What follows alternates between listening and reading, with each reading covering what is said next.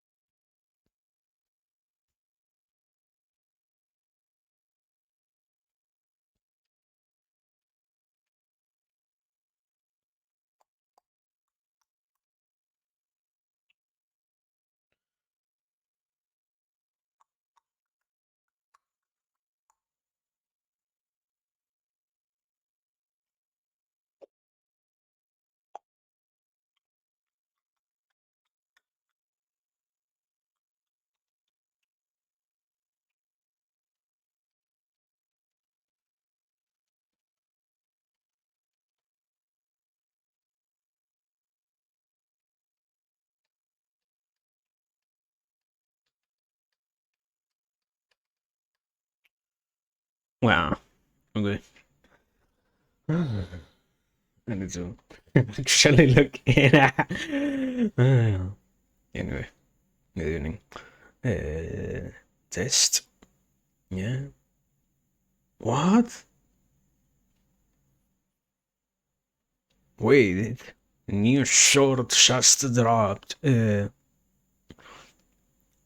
Megawonk is back in the Game Awards? Question mark, question mark, question mark. Is it?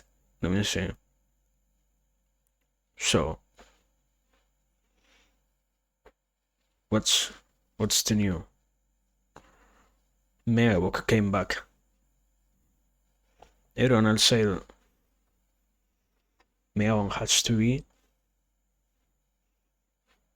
Okay, interesting. I see. Thank you for the story. I didn't need a 3-minute long short. Thank you. Anyway, are we playing Megawonk? No, so does it matter? Great question. Probably no. Just not. Question is everything else actually. So, how is Theodos fan, right? What? Theodos seems kinda low actually. What the fuck? Am I going deaf? Anyway, today colon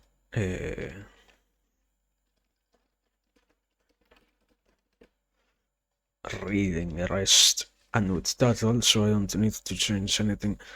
It actually sounds low, dude. I wasn't expecting that particular part. Is it me? Am I going deaf actually? What happened? Why am I going deaf? Anyway, let me. Do we have anything else to open or something like that? No. We are good.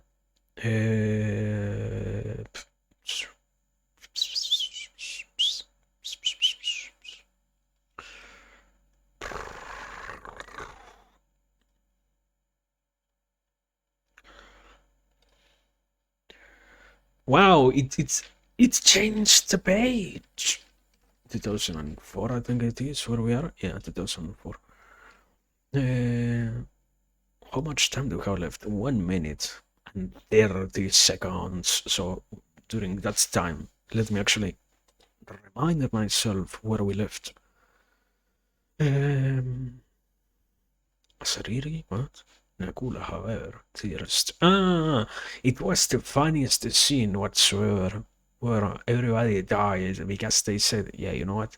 I am thirsty, and they went ahead and drank from the prohibited hill or something like that. I don't understand actually what happened. Um, okay, I remember the context. Why did that happen? Amazing question. I don't know. Following tradition? No.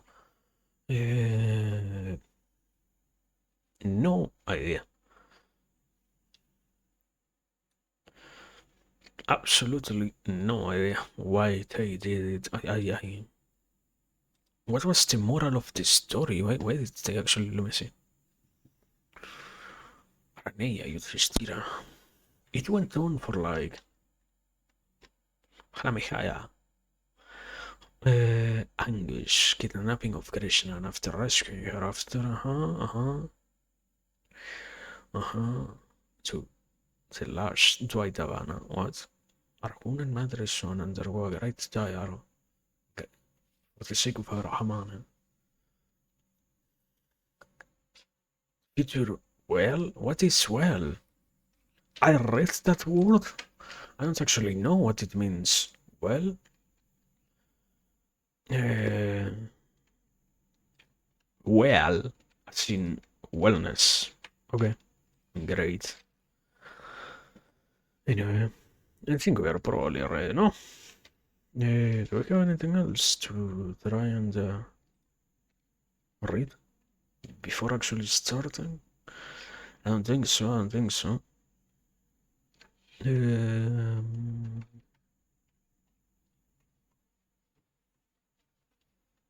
So, anyway. Yeah, the starting soon text that it always is way too big. Unsurprising. Anyway, good morning. It has been. How long actually? I can check that. It has been like incredibly long since the last time that we were here. I feel like it has been like, I don't know, a week or so. That sensation of, wow, so long ago since the last time that I actually streamed. Why? No good excuses. I don't know. Living life or something like that. Um, Point being, good evening. Today we are here to read the Mahabharata and continue. Progress in both the interpretation aspect and the other side of the coin of okay, we are going to try and finish probably. I well, I say that I don't know how long is this canton which we find ourselves right now, but yeah, that's the current goal. Havarata, does it capture? Yeah. Let me let let me be clear. Here we are. That's Mahabharata. Why am I so big here? Ah, no, I am not so big. It looks like I am big because I kinda. I'm going crazy, no. Because I have that thing in which, for some reason, the resolution between the actual size of the PNC and what gets projected onto the other screen onto the actual program, let's say the preview on the program, don't match for some reason. Anyway, that's besides the point, way too much technical stuff also. So, we are. Wait. I also lost the some. I knew stuff was weird, like, wow, why does it look like that? Okay, here we are. With zoom now finally included, so it should, yeah, it looks the way it should look. No gray border, nor also huge white border. that's thankful enough it fits well, so no need to worry about that. Anyway, here we are. What happened last time? I don't know. Much stuff. We were, I think we were finishing basically the story of. I don't actually remember what happened exactly before what I just read. I know as always it was like, oh yeah, how the Pandavas traverse the different challenges and such. We are as always focusing on the narration of how the Pandavas, good guys, are slowly overcoming all the other situations and such, and how they are getting to claim back all the power that they had, let's say, and similar. Okay, I can remember a little bit. And the previous story that we were in before the current one is a challenge that I think so far it is only Yudhishthira. Yudhishthira and I think Arjuna also, both of them in fight or go through. That's the current story. The previous one was a more general conflict of the whole Pandava, let's say, family against one of the many enemies that they had to fell before they actually got to face their real arch enemies, let's say, which are the Kurus, as in the actual true haters of the Pandavas. So yeah, that's the whole incredibly brief synopsis of what has been happening. Something else? I don't think so. So yeah, we can basically continue. Moving on, or actually starting the reading today in Canto 311. Araneia Parva continued. But Sampayana said, Yudhishthira sees his brothers, all as glorious as Indra, lying dead, as if they are the Lokapalas fallen from their places at the end of a yuga. He sees Arjuna's body, his bows and arrows strewn on the ground. He sees Bhimasena and the twins lying still, and the king sighs deeply and tears of sorrow bathe his face. Dharmaputra, his heart torn in grief, mourns his dead brothers, sobbing, Noble Vrikudara, the sword was smashed to Yodhana's thighs with your mace in battle.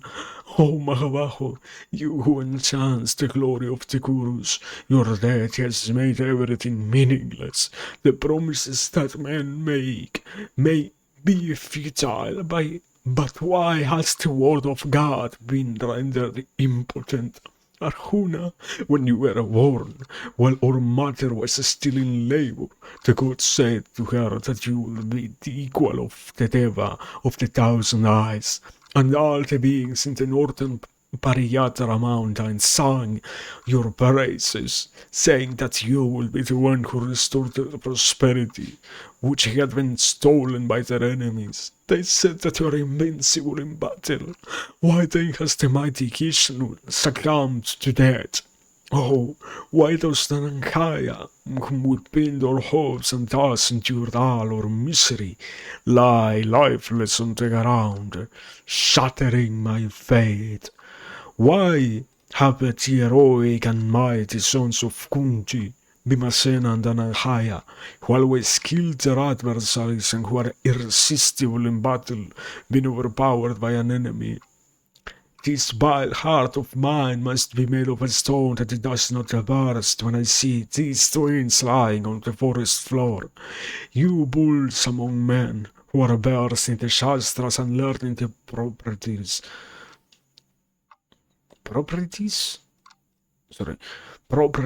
of time and place, who are rich in the world of Tapasya, who are devout in the performance of all sacred rites. Why do you lie so still and not speak to me as you ought?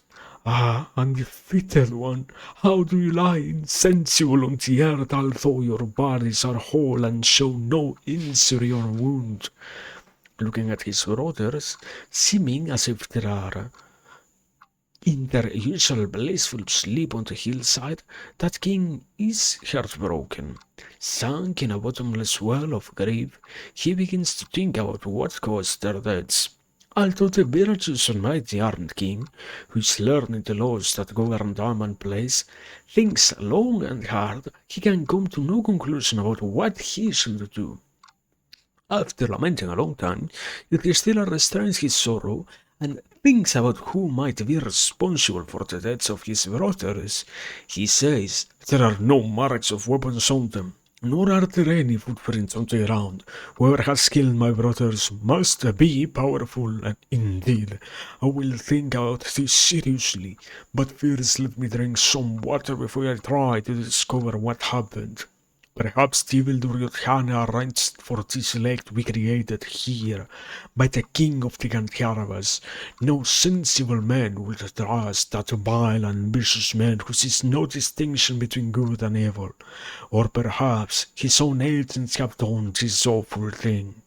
The king reflects in this manner, his mind flying in different directions. Yudhishthira does not believe that the water is poisoned, because he sees that the bodies have no grey pallor and that the faces are still bright, as if with life, though they do not breathe. The king continues his reflections. Each of these Maravotamas is as potent as a great waterfall. Who but Yama himself, who destroys all things when their time comes, could have laid my brothers low? Coming to this conclusion, he begins to perform his ritual ablutions in the lake. As he steps into the water, he hears a voice in the sky, saying, "I am a crane, living on tiny fish. It is I who have brought your brothers under the reign of the Lord of departed spirits.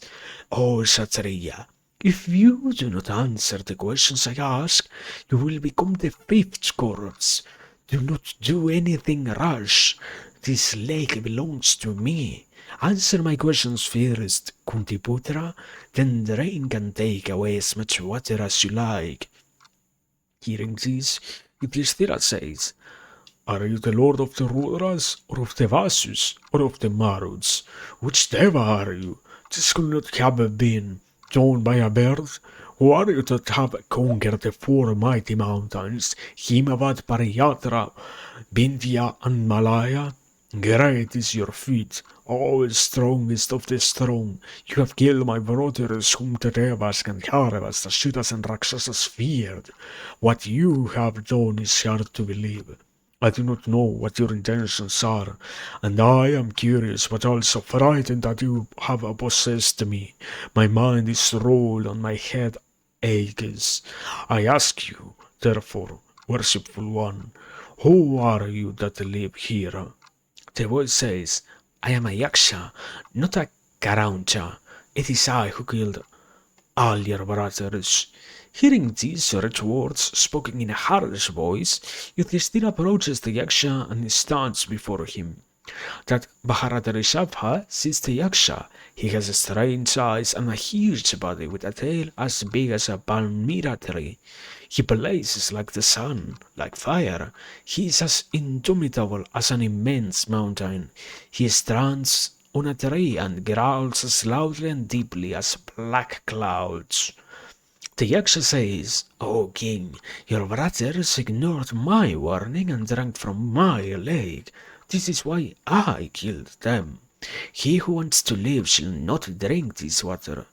Pritaputra, be warned again. This lake belongs to me. First answer my questions and then take as much water as you want." Yudhishthira says, "O Yaksha, I do not want what you own. Virtuous persons do not approve of a man who praises himself. Therefore, humbly, and to the best of my knowledge, I will answer your questions. Ask me." The Yaksha says, "What makes the sun rise? Who stays by him? Who makes him set? And in who is he established?" Yudhishthira says, "Brahma makes the sun rise, the Devas keep him company, Dharma makes him set, and he is established in the root." The Yaksha says, "How does one become learned? How does one attain greatness? How can one have a second self? And, O king, how can one acquire wisdom? Yudhishthira says, it is by the study of these routines that a person becomes learned. It is by tapasya that one acquires greatness. It is by intelligence that a person can have a second self, and it is by serving the old that one becomes wise.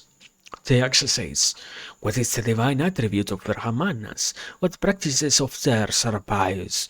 What is the human attribute of the Brahmanas? And what practices of theirs are sinful?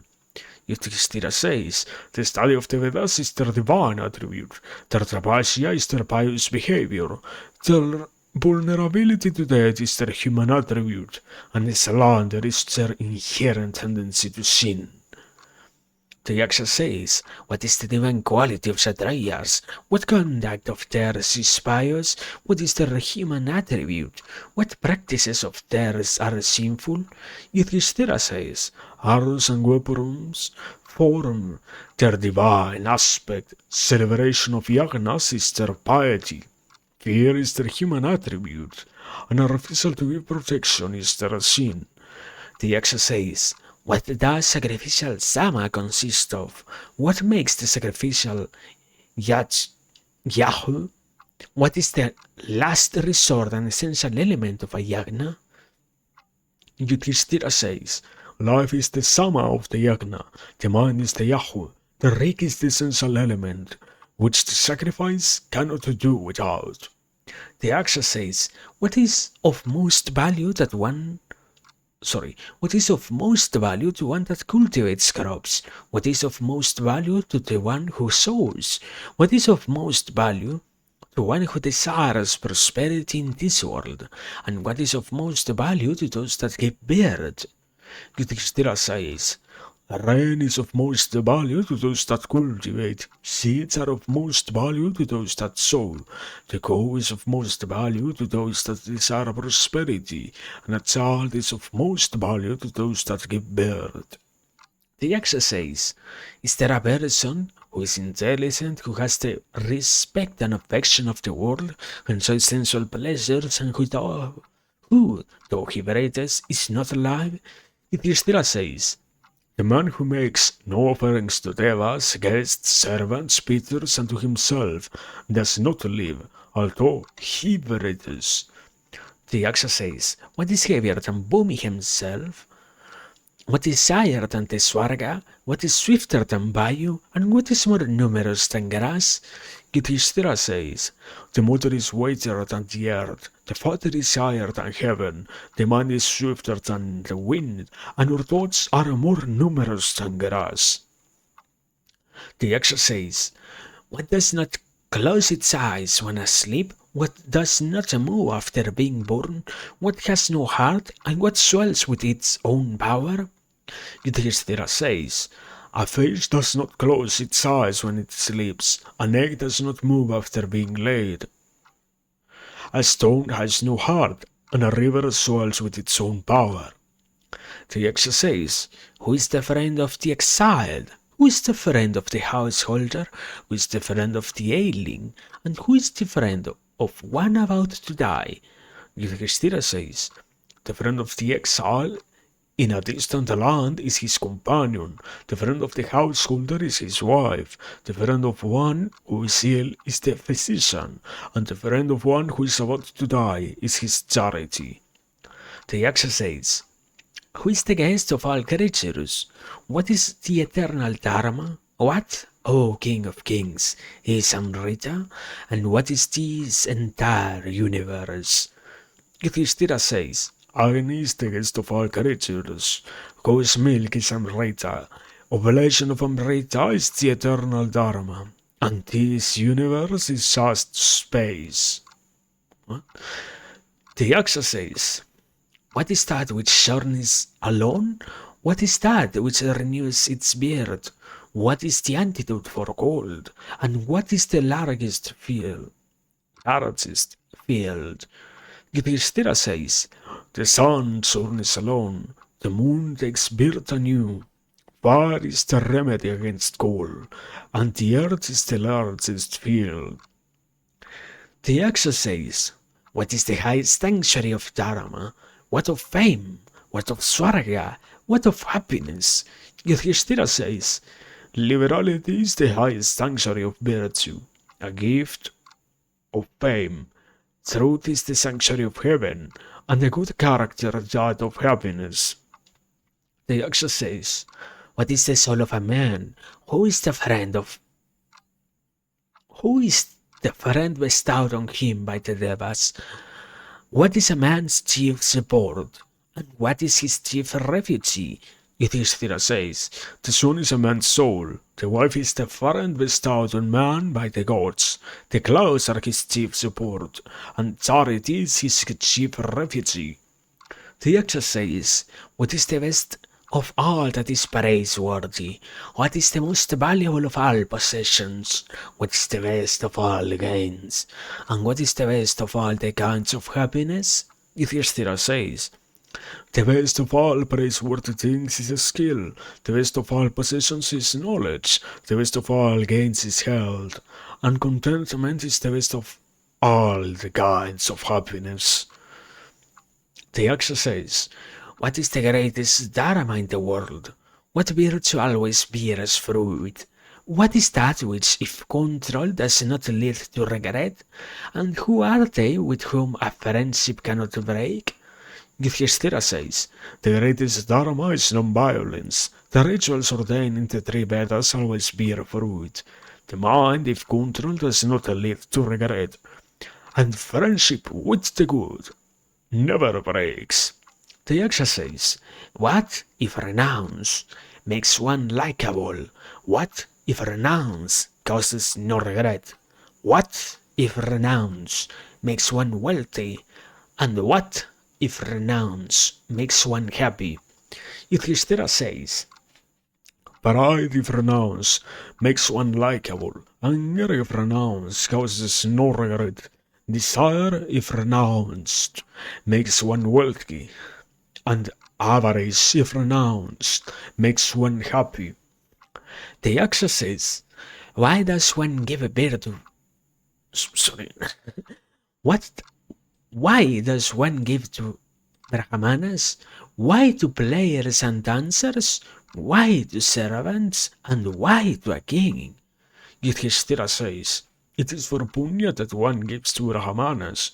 It is for fame that one gives to players and dancers. It is to support them that one gives to servants. And it is for relief from fear that one gives to kings. The Yaksha says, what is the world wrapped in? What prevents a thing from showing itself? Why are friends forsaken? And why does one fail to attain heaven? Yudhishthira says, the world is enveloped in darkness. Darkness does not permit a thing to show itself. It is from avarice that friends are forsaken, and it is attachment to the world that prevents one from finding Swarga. The Yaksha says, when is a person considered dead? When is a kingdom considered dead? When is a Saratha considered dead? And when is a sacrifice considered dead? Yudhishthira says, a man without wealth might be regarded as dead. A kingdom without a king might be regarded as dead. A Saratha performed without a learned priest might be regarded as dead. And a sacrifice without gifts to brahmanas might be regarded as dead. The Yaksha says, what is the way? What is water? What is food? And what is poison? Tell me also what the proper time is for a Sraddha, and then you may drink and take away as much water as you like. Yudhishthira says, the virtues are the way, the sky is water, the coal is food, and a request is poison. The availability of a brahmana is regarded as the proper time for a Sraddha. What do you think of all these, O Yaksha? The Yaksha says, what is the sign of asceticism? What is true restraint? What is forgiveness? And what is shame? Yudhishthira says, faithfulness to one's dharma is asceticism. The restraint of the mind is true restraint. Forgiveness is the ability to endure an enemy, and shame is refraining from evil actions. The Yaksha says, O king, what is knowledge? What is tranquility? What is mercy? And what is simplicity? Yudhishthira says, True knowledge is knowledge of divinity. True tranquility is that of the heart. True mercy is the desire for universal happiness. And true simplicity is equanimity. Okay. The Yaksha says, What enemy is invincible? What is an incurable disease for men? What sort of man is honest, and what man is dishonest? Yudhishthira says, Anger is the invincible enemy. Covetousness is the incurable disease. The honest man is the one who wants the well-being of all creatures, and the dishonest man is one who has no compassion. The Yaksha says, O king, what is ignorance? What is pride? What is idleness? And what is grief? Yudhishthira says, Ignorance is not knowing one's svadharma. Pride is having a high opinion of oneself. Idleness is not doing one's duty, and grief is ignorance. The Yaksha says, What do the rishis refer to as steadfastness? What do they consider patience to be? What do they think of as a proper ablution? And what do they say is charity?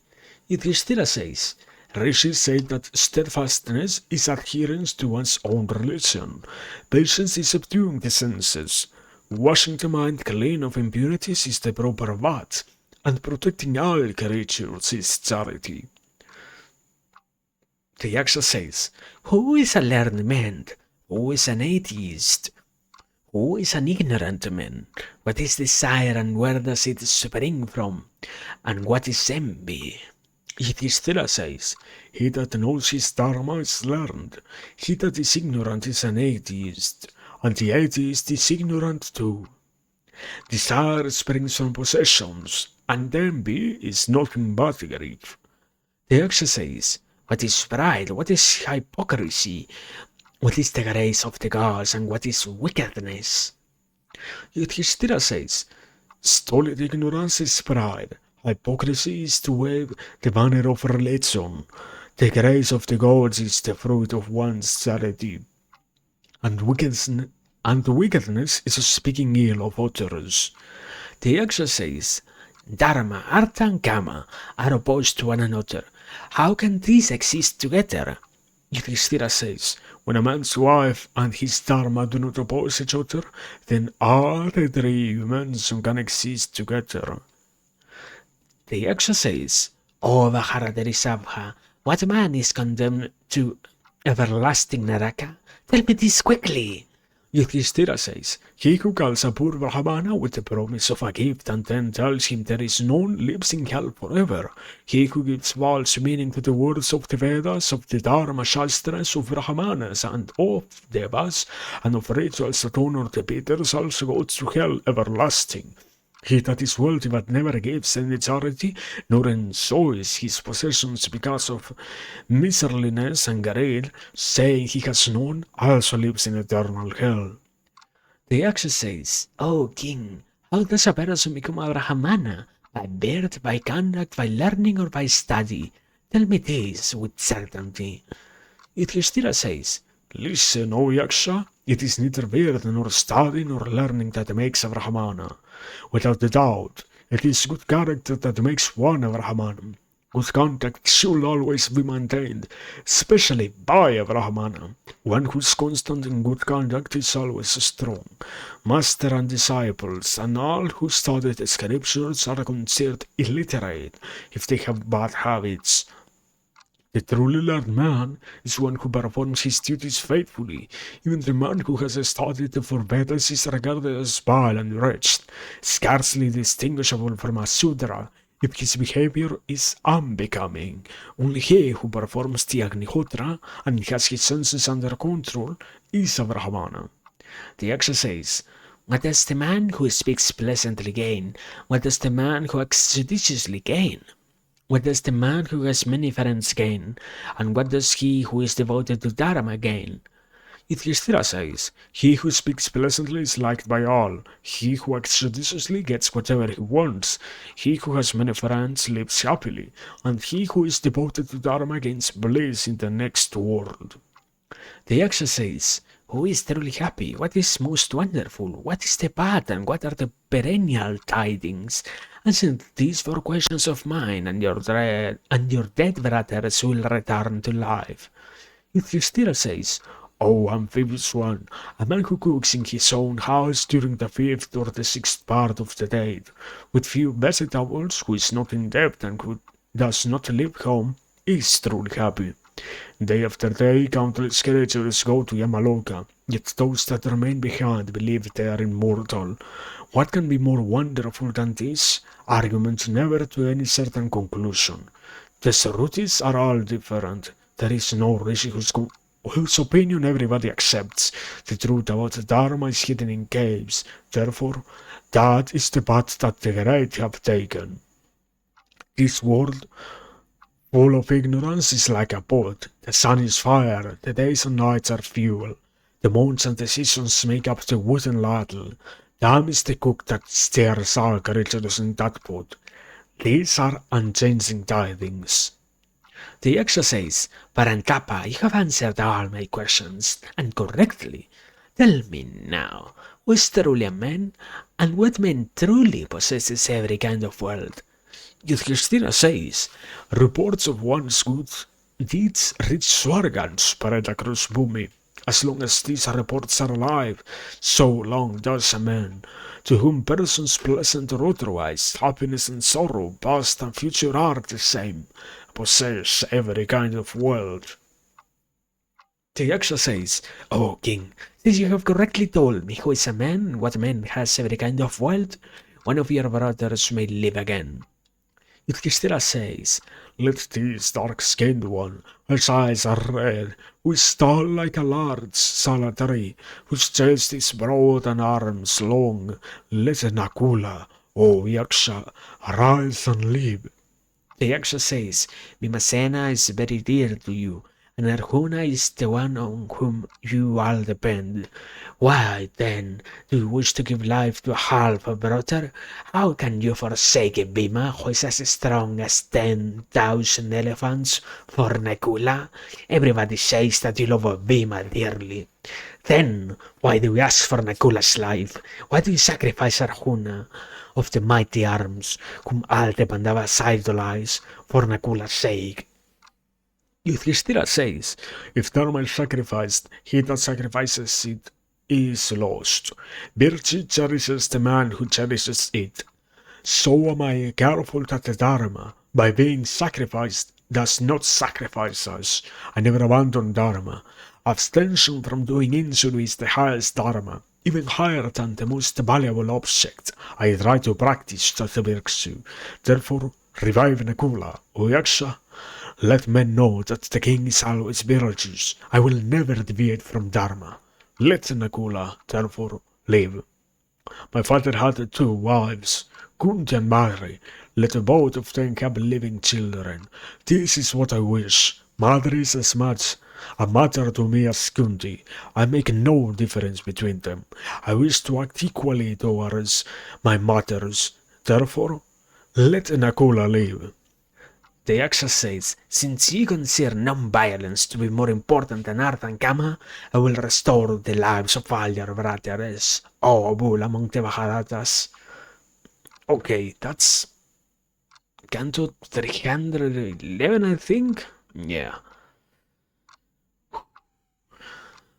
Okay. That's the Canto. We have stuff to analyze, I guess.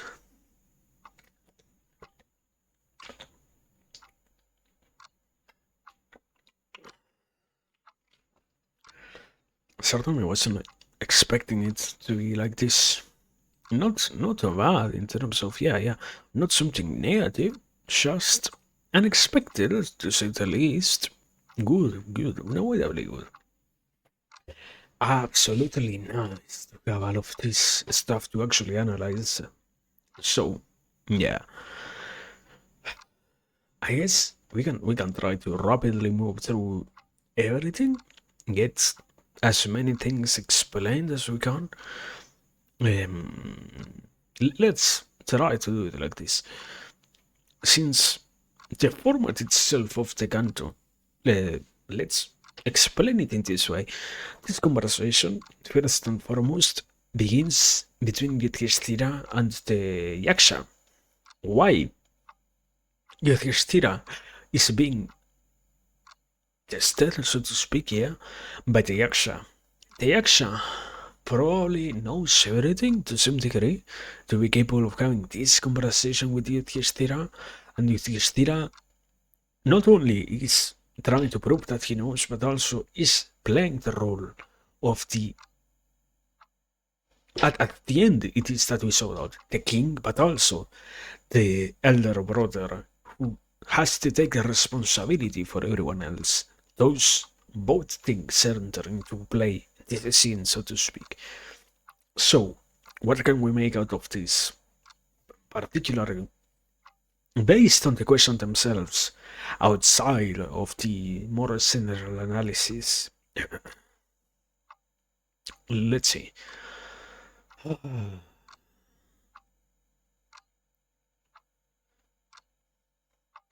It begins.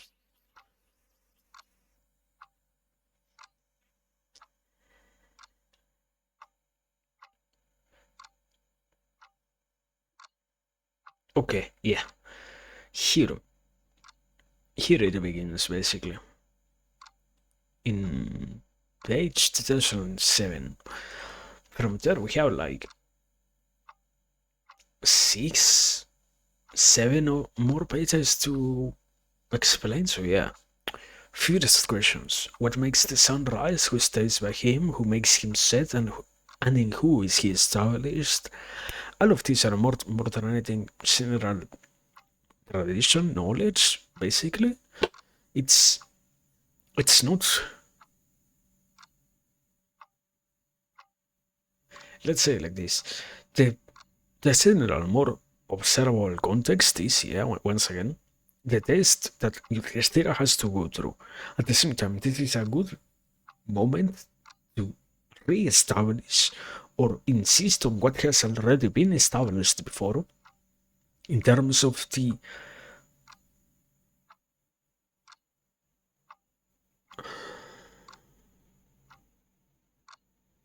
tradition of this particular way of believing, basically. Any Hinduism utilizes this canto to summarize, I wouldn't say most concepts, probably a handful of the quote unquote most important ones. So, yeah, first, 3 questions about, no, 4 questions about tradition, the role of the gods and all of that. Second set of questions is, how does one become learned? How does one attain greatness? How can one have a second self? And how can one acquire wisdom? Once again, the insistence on the necessity to study the sacred texts, the insistence on the performance of all the rituals, tapasya being. Tapasya serves 2 things always. When we talk about tapasya, it is first and foremost being observant of one's own actions in accordance with what we get to understand as the religiously good and proper thing. That is what tapasya is, and also tapasya has this other interpretation of deeper levels of meditation in terms of I am always I am always making sure that I have time to perform my tapasya so that I can keep on observing all the commandments that the devas, as in the good gods, command me to follow. Next, with it is by intelligence that a person can have a second self. I cannot actually understand this one. I read it and I don't understand it so far. I guess what does the second self even mean? Is it the capacity to understand ideas and such? The capacity to analyze what is being taught, so to speak? Let's say it like this. When you become clever enough, you gain the capacity to unavoidably not just be yourself, but also play the role of this other second self inside of your own mind. With your intelligence, it is that you can become, or you can have a second self, because with that thing, it is that you get to divide what are your initial sensations, your initial thoughts, and your initial feelings from what could be potentially this other second level of analysis, second mode of interpretation that you can exert onto reality. That is what I have to assume is the thing that they are talking about when it refers to the second self. The intelligent person possesses a second self because they can basically be not just their common self, but also this other aspect, this second self, once again, which can analyze things from a different perspective, basically. Besides that, one becomes wise by serving the old. This one isn't all that hard to interpret, I would assume. The concept is to be capable of, following the already established tradition, to be capable of serving the elders and giving attention to those who came before us. That is also particularly, it says, the old. That is the reason as to why it gets established that one becomes wise this way. There is also, I guess, one underlying language space given on this lesson in terms of serving the old equals wiseness, and that is that one becomes impregnated with the knowledge of the older people, as in the elders and such. But yeah, that presupposes that there are things to actually learn from them.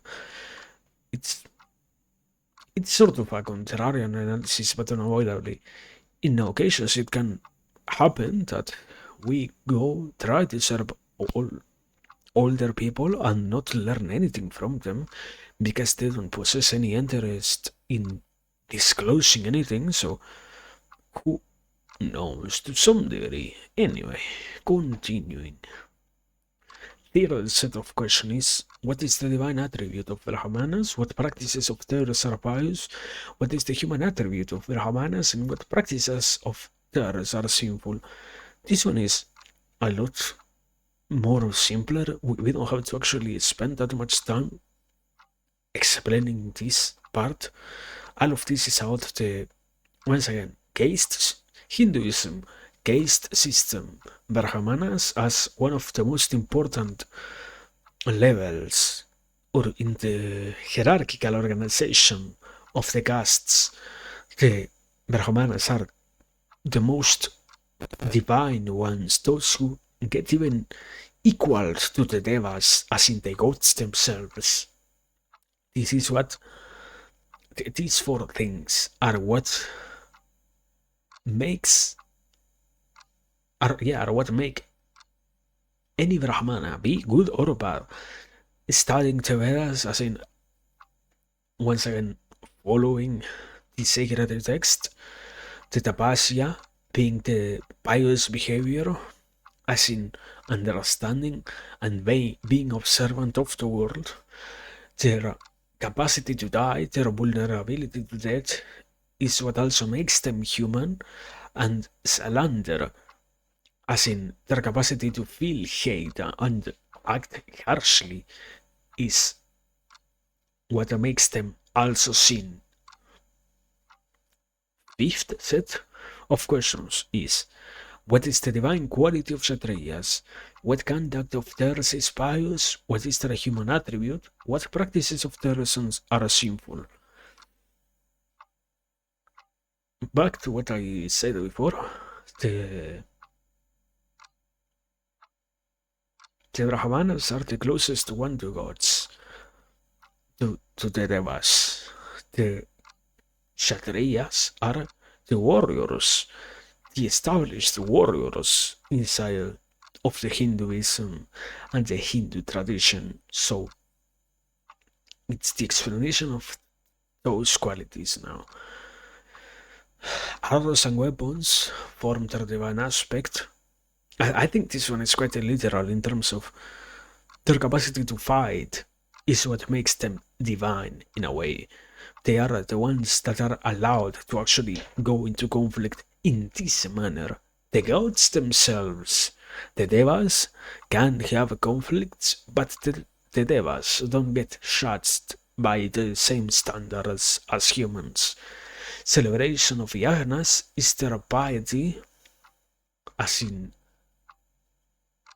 it's yet another iteration of following tradition, celebration of yagnas. It's just another ritual. Fear is the human attribute in terms of the warrior who finds itself incapable of fighting due to the fear that they feel, and a refusal to give protection is their sin, because no warrior should desist from fighting for their clan. Simpler enough. Sixth set of questions. What does sacrificial sama consist of? What makes the sacrificial Yahoo? What is the last resort and essential element of a yagna? Life is the sama of the yagna. I don't actually remember sama. I think sama is the sacrificial, not. The words are reused here. What is the last resort and essential element? It's one of the many essences that needs to be present in yagnas. Yagnas being the rituals. The mind is the Yahoo. The mind is the carrier, I think it is. And the rig is the essential element, which the sacrifice cannot do without. And I don't actually even remember what rig is. I think a rig is the proper object of sacrifice, basically, in terms of the correct sacrifice given to deities. The tradition itself already explains that there are, in all yaganas, one has to give the corresponding sacrifices to the devas. So the rig is the according sacrifice in that yagna. If you are not following the rig and you're not giving the rig that the yagna itself demands, therefore you are failing unavoidably. So that's that.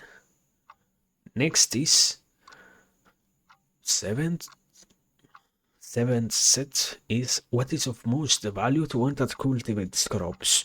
What is of most value to the one who sows? What is of most value to one who desires prosperity in this world?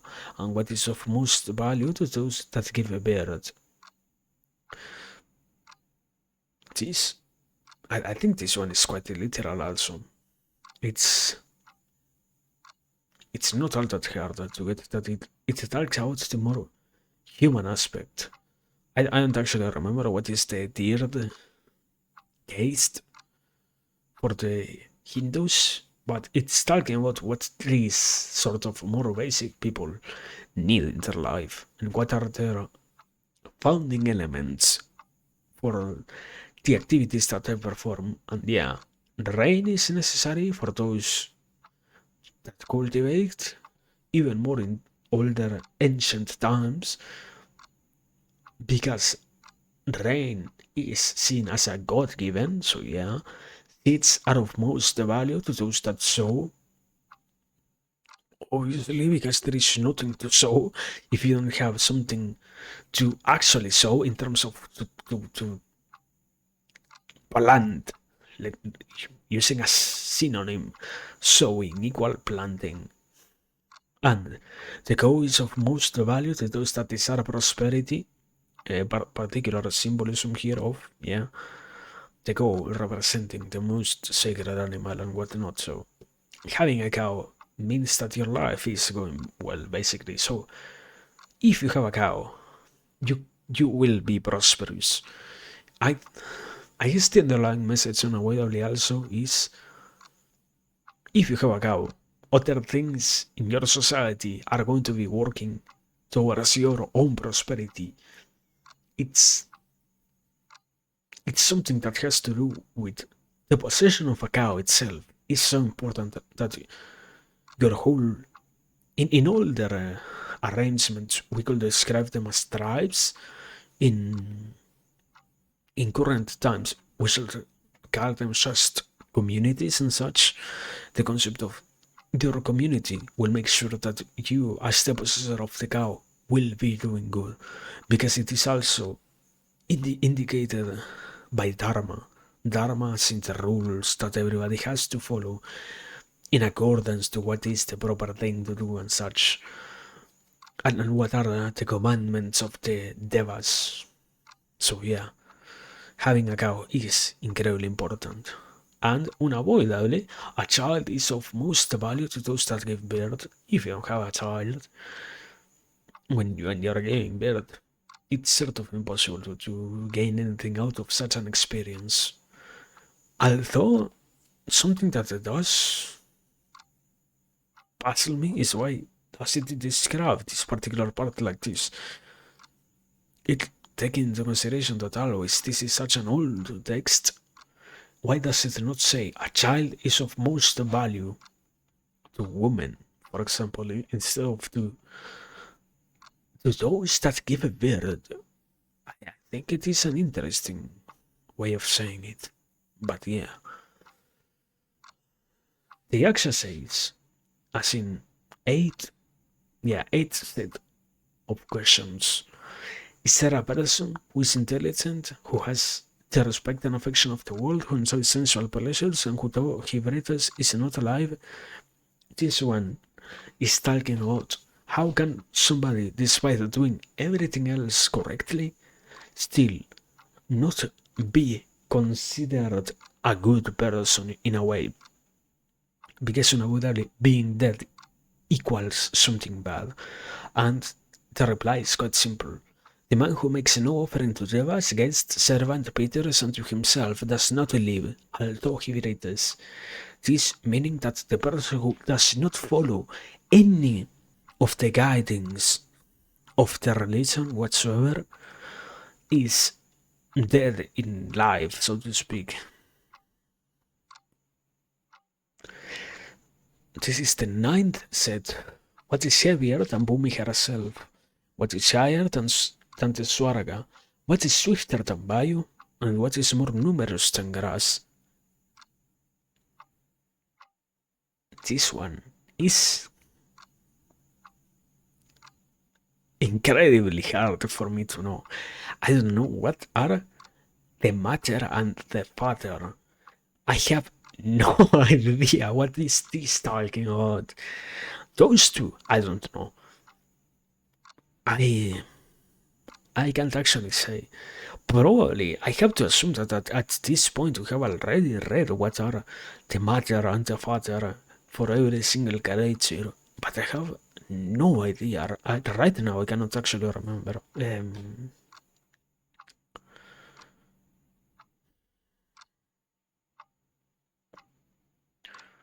I guess one easy way will probably be to try and search for this particular part. Let me do this. If I were to copy this and Google this somewhere, does this draw Mahabharata? Aha, online database. There is a page like this one. Questions posed by Dharma. Wow. What is the Brahmin's divine attribute? Study. Divine attribute of Kshatriyas, Sama.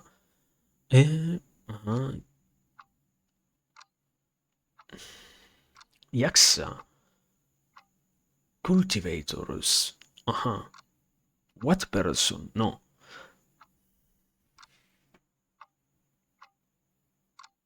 Okay, here. Here is the interpretation. What? Okay, I will not be capable of reading that myself. The mother is weightier than the earth means that Yudhishthira understood that by serving the mother, one was said to have obtained the earth. I don't know how that equates to the mother being weightier than the earth. I guess in terms of importance, responsibility always is said to have a weight, so I guess that's why the mother weighs more than the earth itself without following your mother's word guidance. No, without being capable of serving your mother, you don't gain the earth. Therefore, in in the archetype of the mother lies the entire earth itself. You cannot access the rest of the world if you cannot properly play your part in serving your own mother. That's the first part, and the second one is that the father is higher than heaven in terms of by serving the father one could rise to heaven. I guess I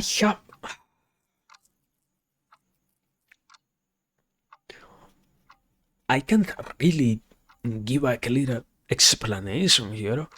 I can only regard to other images and such in terms of there is this other entire language that you can utilize for talking about the stuff like the mother archetype and the father archetype and such, or the it's in this case they are not so much archetypes, they are the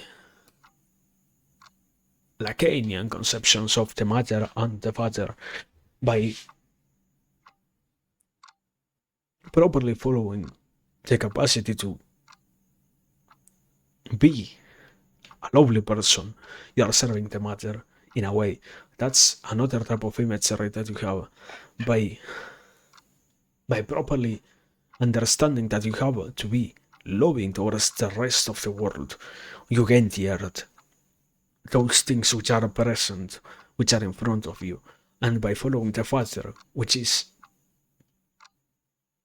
equal to the rules and to the established order of things, the status quo, so to speak, and also unavoidably the religious commandments, you also gain access to heaven. Or you gain access to heaven. That's why those two things are said in this way. But I don't know. That is not my interpretation. Those are possible ones, but those are not the ones that I perform. So no idea what it actually means. Maybe it means that, maybe it doesn't. So yeah.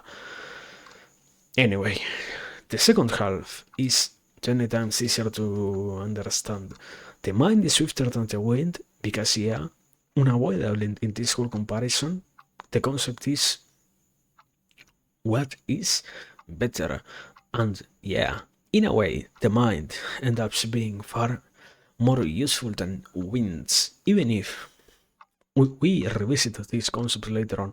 But yeah, when you learn to gain control of your mind, you have far more benefits than if it were to just be windy around you, so to speak.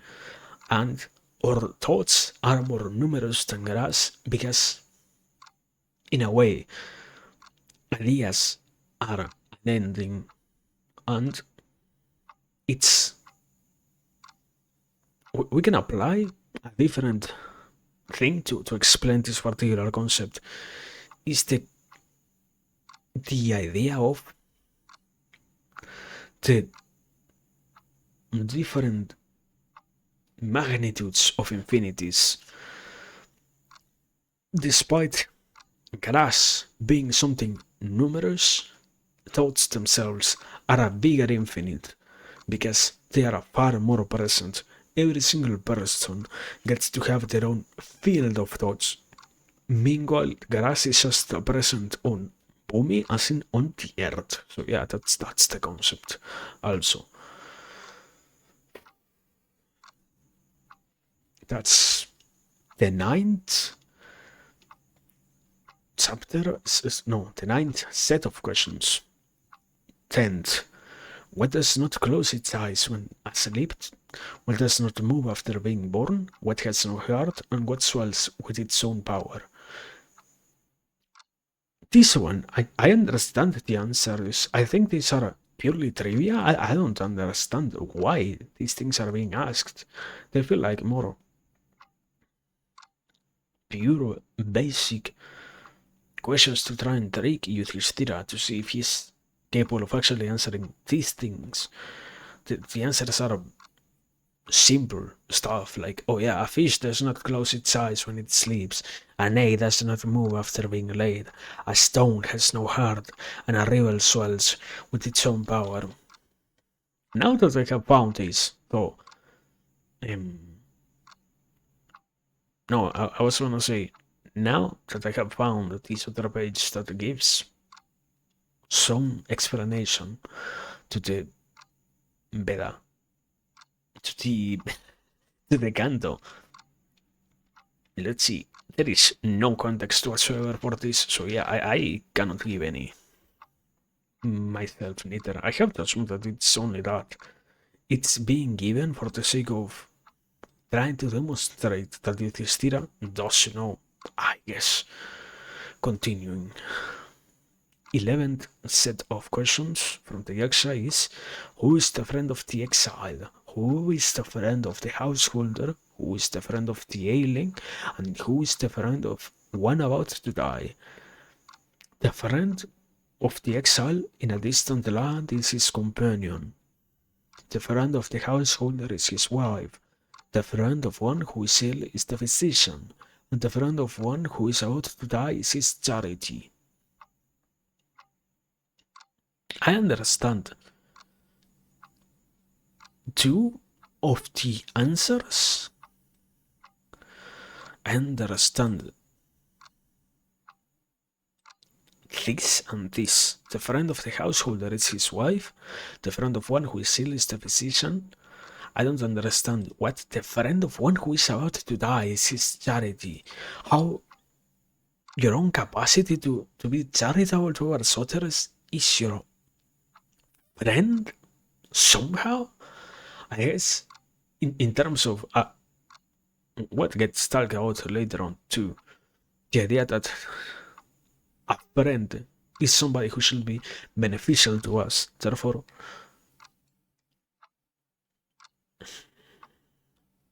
those who can accompany us when we find ourselves exiled are our friends. This one is a little bit different. The friend of the householder is his wife. That has to do a lot more with the normal roles instead of the tradition of the Hindu tradition of, oh yeah, the man has to have his wife as his friend because he shall not have many other connections out there. The closest one to him shall always be his own wife, and at the same time, the wife should confide in her husband. That's the thing that I understand when it says that the friend of the householder is his wife. Now, the other one is the friend of one who is ill is the physician, because unavoidably, if you're sick, your most important person to have next to you is the physician, as in the doctor who can actually help you to get better. That's once again why the particular imagery is the concept of friend equals someone or also something that is beneficial to you. That's why in the fourth one we find that the friend of one who is about to die is his charity, a completely abstract concept out of nowhere. But okay,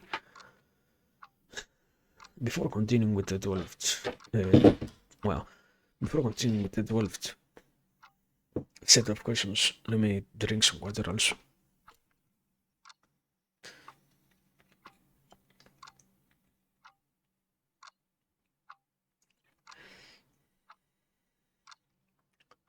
Okay, so the set of questions is: who is the guest of all creatures? What is the eternal dharma? What, O King of Kings, is Amrita, and what is this entire universe? Agony is the guest of all creatures. Agony being the god of fire, which also, to some degree, gives life to everything else, makes sure that our things are alive. If you don't have agony inside of you, as your guest, you do not possess life, basically.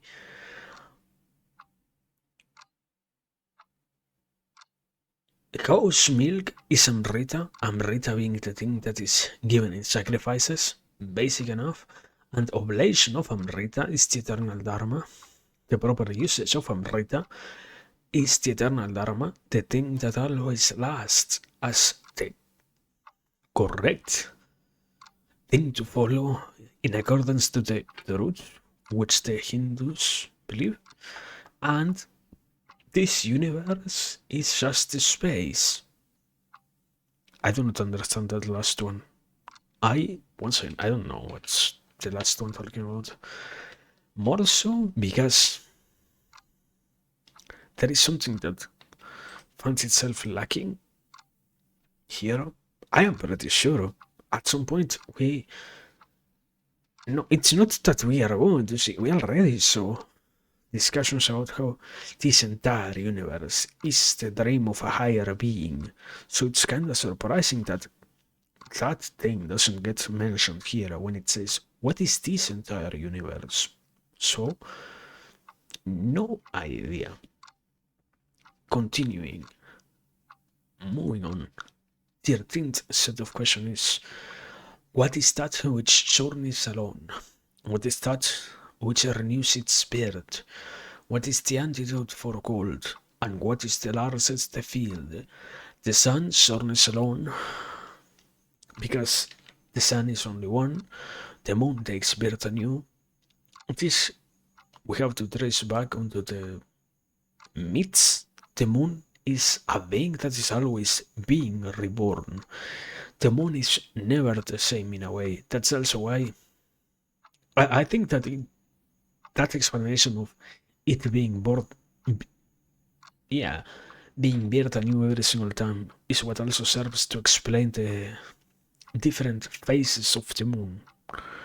That's why particularly they say that the moon takes birth anew. In this case, fire is the remedy against cold. Wow. Wow. What does that mean? Great question. And the earth is the largest field, as in the earth, the planet earth is the largest field. 14th set of questions is, what is the highest sanctuary of Dharma? What of fame? What of Swarga? What of happiness? Liberality is the highest sanctuary of virtue. The capacity to be open is the highest sanctuary of virtue. A gift, as in giving something to others, of fame.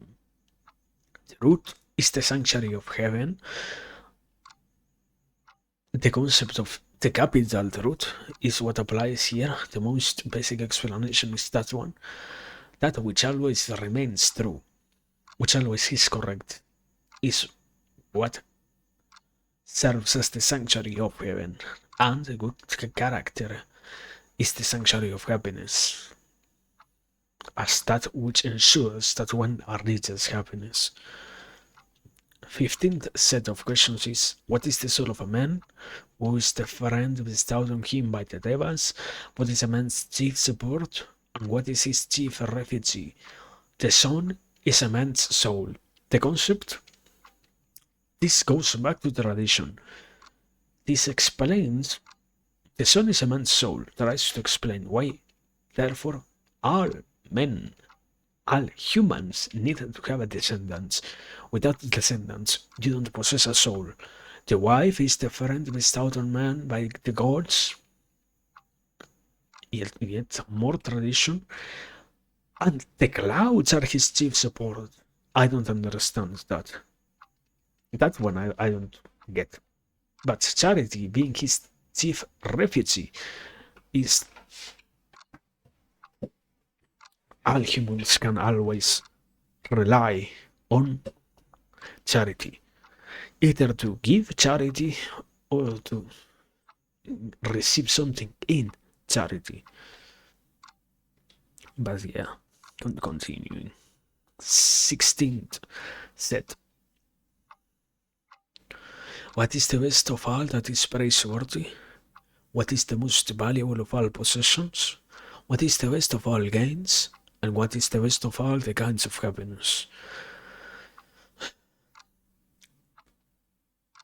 I, I think I know how to explain this one. Perhaps the best of all praiseworthy things is skill. The best of all possessions is knowledge. The best of all gains is health. And contentment is the best of all the kinds of happiness. In a more basic explanation, just in case, the best of all praiseworthy things is skill. This one in particular does have a degree of complicatedness onto it, because when it talks about skill, it doesn't talk about false skill. The real skill is what is praiseworthy, or what is the best of all praiseworthy things. The best of all possessions is knowledge, because nothing defeats knowledge. This I wouldn't say that it is a meritocracy, but this established rule of it's always good to have things that can perpetuate our happiness, and the possessions that we have should ensure that we also get to reach happiness. Therefore, knowledge, true knowledge, should always be what can guide us towards happiness. So, the possession of knowledge is the most important of them all. But I guess on a personal caveat, unavoidably, that is what what is being said here. It doesn't mean in the real world the best of all possessions is knowledge. But what this interpretation gives here, it has sort of been obvious throughout the whole text, but yeah, I don't know. Continuing, just trying to remind that for a second. The best of all gains is health, because there is nothing better than to be healthy, than to be everlasting, or as long lasting as one could be, and contentment is the best of all the kinds of happiness, because there is nothing better than to not wish for more. Particularly, I guess, if you want a more correct interpretation as to why contentment, and not a more boundless degree of happiness, because that other aspect inside of Hinduism, in which Buddhism does play a role in the understanding of things, being content means that you are slowly more detached from the rest of the world. 17th set of questions is: what is the greatest dharma in the world? What virtue always bears fruit? What is that which, if control, does not lead to regret? And who are they with whom a friendship cannot break? The greatest dharma is non-violence. The greatest dharma is non-violence. The rituals ordained in the three Vedas always bear fruit. The mind, if controlled, does not lead to regret, and friendship with the good never breaks. If we have to explain them, the greatest dharma is non-violence. That's a pretty simple one, because yeah, to not be a violent person is the best way to follow the word of the devas, and to follow what has been divinely ordained, so to speak. The rituals ordained in the three Vedas are the things that always bear fruit, because the context, the Vedas are the three Vedas are the sacred texts that are official. So these things always bear fruit, because the travelers are always right. That is the implied message. The mind, if controlled, does not lead to regret. I don't know if you need an explanation on that one. I don't know, man. I don't know what to tell you. And friendship with the good never breaks, because a good person has no reason to break their friendship with us, nor we possess a reason to break a friendship with somebody who is good. There is one assumption there, and that is that we also are trying to do and be good. Those who are wretched unavoidably fall into that category of the people who breaks their friendship with the good people. So yeah. Anyway, 18th set of questions. What if renounced makes one likable? What if renounced causes no regret? What if renounced makes one wealthy? And what if renounced makes one happy? Pride, if renounced, makes one likable, because pride is the thing which makes others angry towards us. Anger, if renounced, causes no regret, because anger, in a way, is the root of all regrets and misjudgments. If you want a more proper explanation, it's this concept in which the human is tied to its anger as a method to commit misdeeds. If we do not have any anger, we should be incapable of committing misdeeds. So the implied message is that, yeah, if we renounce anger, we renounce misdeeds, and that unavoidably will not be something that we will end up regretting.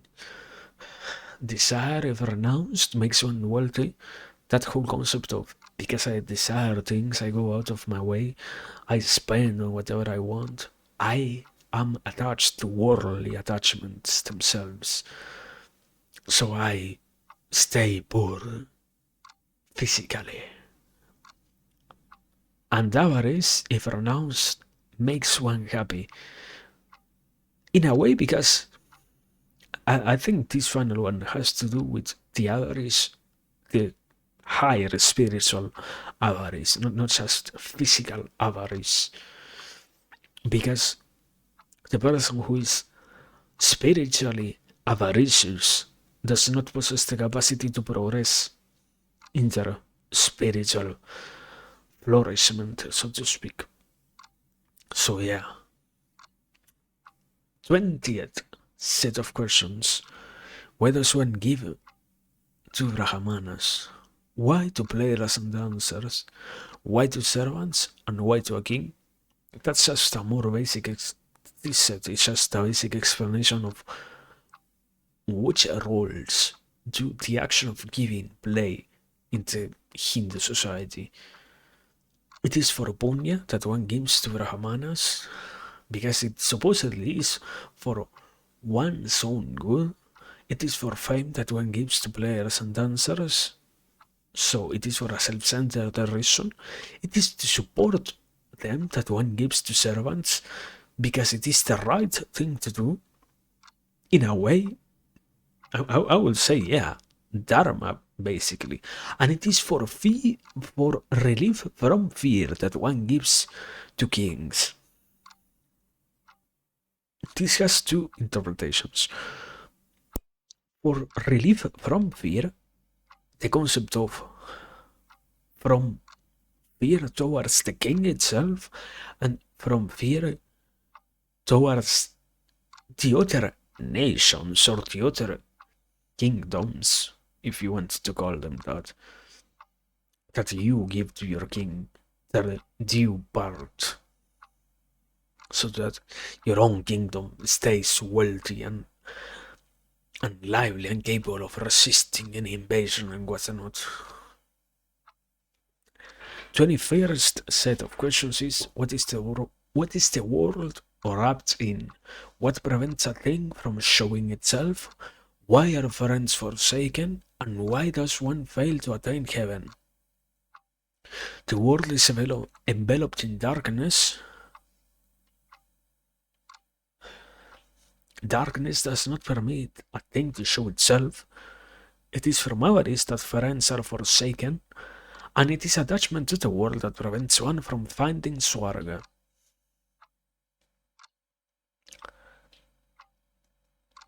The last two are quite clear.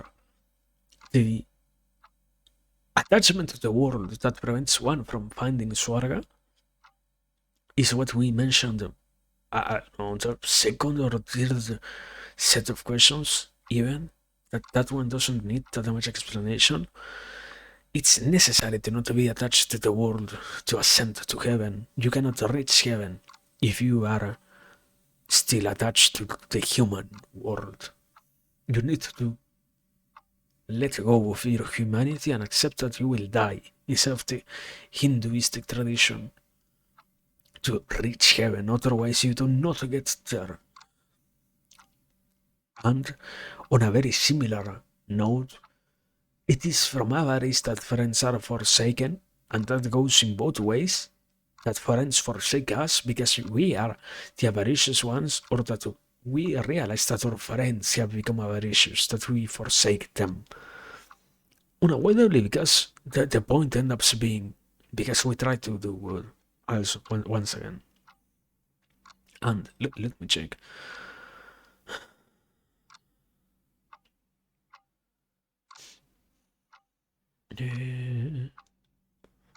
Yeah, I don't know that are the two first ones. In a way, I do not directly understand which kind of darkness it is talking about.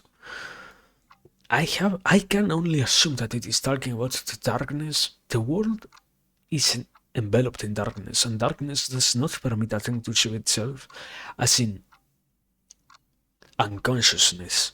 That's what exists in both aspects. That which is unconscious and that which does not understand itself finds its own thing, its own essence enveloped in darkness and incapable of demonstrating what it actually is.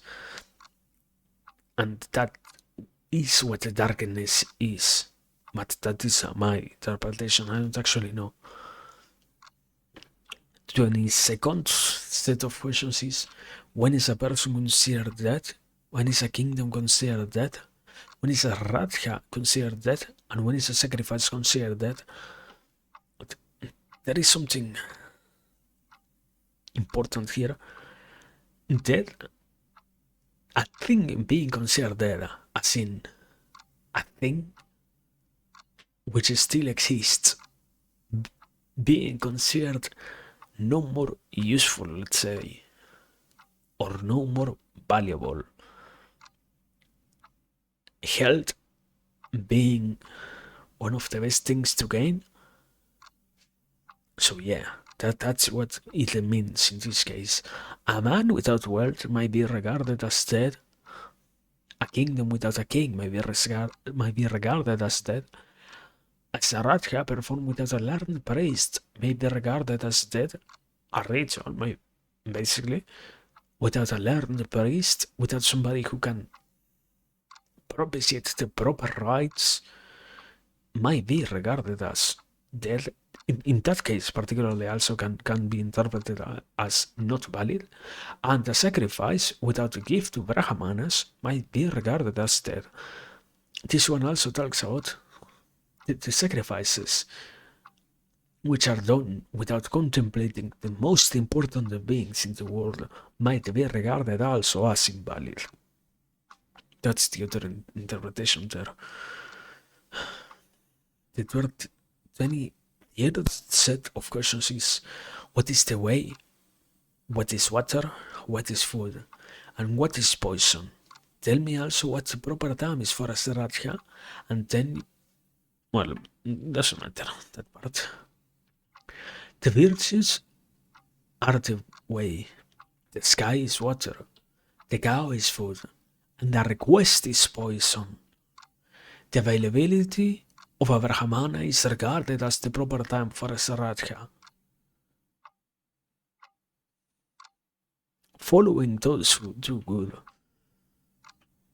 is what paves the way. There is no way but to follow those who know. Once again, this has to do with what we talk. I think literally on the first set of questions. To pay respect to the old people and to serve the old people is the right thing to do. And in that way, you can't find the way if you don't understand who are the virtuous ones. The sky is water. I have no clue what that means. The cow is food. That doesn't have to be that hard to understand. Not in the sense that we understand it here, of you can kill a cow and eat it, but rather the cow equals richness. The cow also possesses its divine milk. So you can satiate yourself with that milk too. That's just in case what means that the cow is food. A request is poison, as in that thing which slowly destroys other things, which slowly poisons, in this case, I guess, relations with others and such. A request is the bad thing, and the availability of a brahmana is regarded as the proper time for a sriracha. This one goes a lot more out of the way of what is the current discussion of the set of questions. When is the proper time for a ritual? And that has to do just with understanding that, yeah, one has just to have a near them somebody who is available of conducting that ritual. That's what it means. Simple as that. 24th set of questions is: what is the sign of asceticism? What is true restraint? What is forgiveness? What is shame? Faithfulness to one's dharma is asceticism. The restraint of the mind is true restraint. Forgiveness is the ability to endure an enemy. And shame is refraining from evil actions. Faithfulness to one's dharma, to one's ordained destiny, and already explicitated correct things to follow based on the religion is asceticism. That's not that hard to understand. The restraint of the mind is true restraint. This one is a lot more abstract in a way, but it's quite simple in terms of if you can restrain your own mind from doing bad things too, then you possess true restraint. If you don't even sin in thought, you now have entered the realm of true restraint. Forgiveness is the ability to endure an enemy.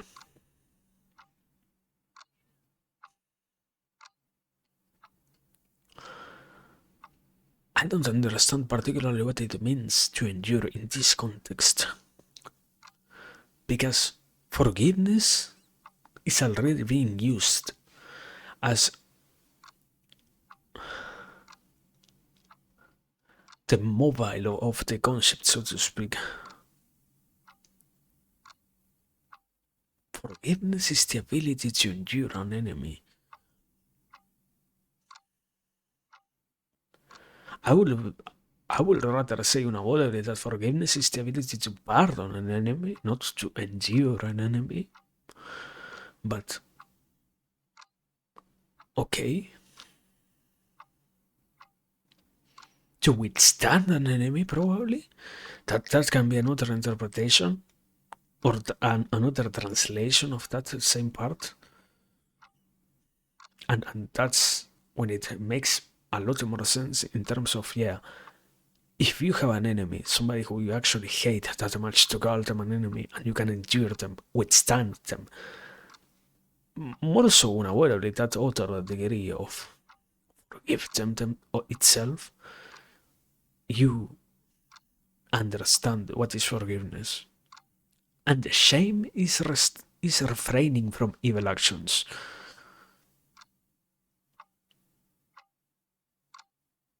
I understand that part. I don't understand in which context it is being said, though. This one, we're not going to have that whole discussion here. There is a concept central to, I think it literally comes from Plato or something like that, the concept of are the things which we know are bad truly bad because the consequences are not good, or are the consequences of the things that are bad themselves because the actions are not good? That whole concept of are the evil actions shameful, or is it shameful to do evil actions? I guess what comes first, the egg or the chicken? That's what I'm trying to say here. But yeah, we are not going to have that discussion here. Not today. So, 25th set of questions. O king, what is knowledge? What is tranquility? What is mercy? And what is simplicity? True knowledge is knowledge of divinity. True tranquility is that of the heart. True mercy is the desire for universal happiness. And true simplicity is equanimity. Knowledge, true knowledge, is knowledge of divinity. True knowledge is that one which can know even God. True tranquility is that of the heart. I will use the metaphor of the heart for the passions and such. If you have true tranquility, you don't have any passions whatsoever. True mercy is the desire for universal happiness. I have an interpretation. I don't know if it is the correct one in that sense, but based on what I understand, particularly in the more recent interpretation of Hinduism, universal happiness is the more widespread happiness.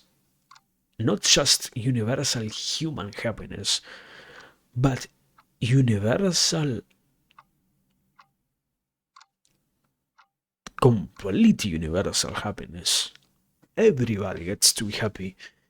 Be it an animal, be it a plant, be it obviously a human, everything gets to be happy. And that's true mercy, to be capable of desiring for the happiness of everyone, not just of oneself or one own group. True simplicity is equanimity. I don't exactly understand why simplicity is equanimity. Because yeah, equanimity is the capacity to be impartial, basically. But yeah. 26th set of questions is what enemy is invincible? What is an incurable disease for men? What sort of man is honest? And what man is dishonest? Anger is the invincible enemy. This one traces back to what we said before. What is that good that if the man were to get rid of, they will benefit from? Anger is the invincible enemy. Covetousness is the incurable disease. It's impossible to not have envy for what others have and to not desire what others have. The sort of accepted mistake that everybody is going to experience. The honest man is the one who wants the well-being of all creatures. This traces back on true mercy. And the dishonest man is one who has no compassion.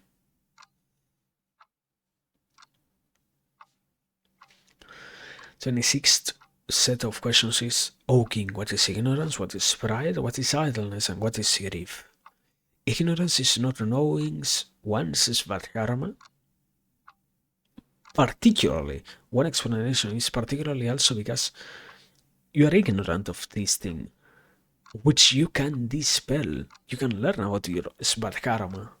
You can learn about what is your role in the world, in a way. That's why you're an ignorant person.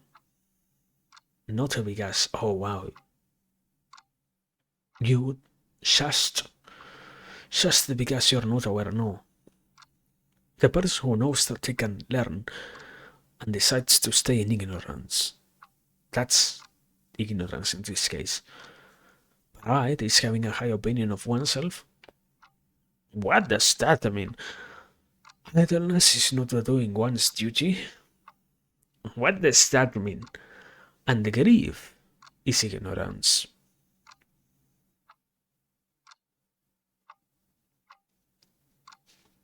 And ignorance is not knowing one's bad karma. So grief is not knowing one's bad karma? I wouldn't say so. But yeah, grief is ignorance, I guess. 27th, I think, set of questions is, what do the rishis refer to as steadfastness? What do they consider patience to be? What do they think of as a proper evolution? And what do they say is charity? Rishis say that steadfastness is adherence to one's own religion. Patience is subduing the senses. Washing the mind clean of impurities is the proper bath. And protecting all creatures is charity. Steadfastness is adherence to one's own religion. That one shouldn't be that hard to understand. You can be tight enough to never be swayed from your beliefs, so that you keep on, in this case, the message is unavoidably in that sense of you can keep on believing in Hinduism. So just in case, it doesn't need to be clarified, but yeah, that's the message here. To adhere to the Hindus' beliefs and such. Patience is subduing the senses,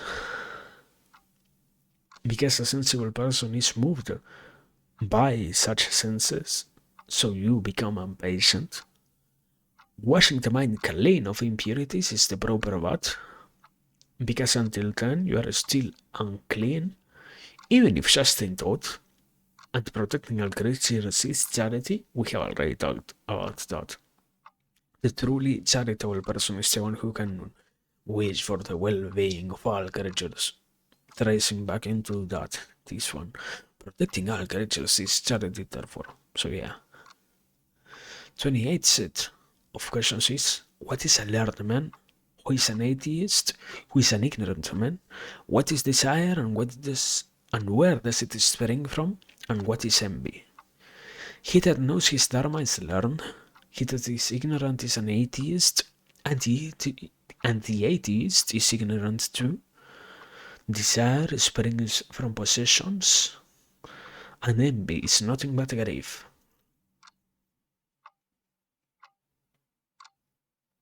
I think that he that knows his dharma is learned, is not that hard to understand, yeah. He that knows what he has to do, what they have to do, is learned.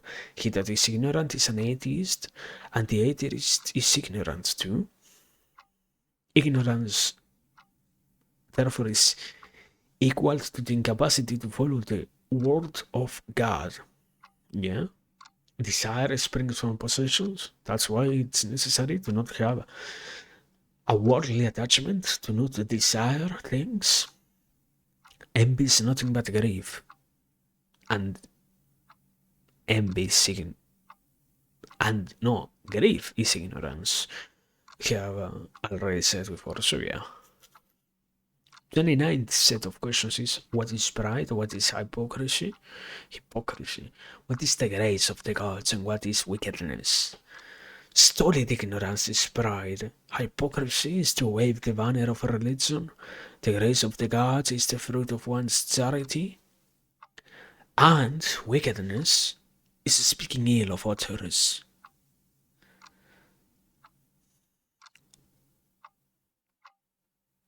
Stolid ignorance is pride. Because unavoidably, pride in itself is something bad actually. Hypocrisy is to wave the banner of a religion. That is a very good observation in this case, because the banner of a religion is a very basic imagery. You should not utilize the banner of a religion to explain why you do things.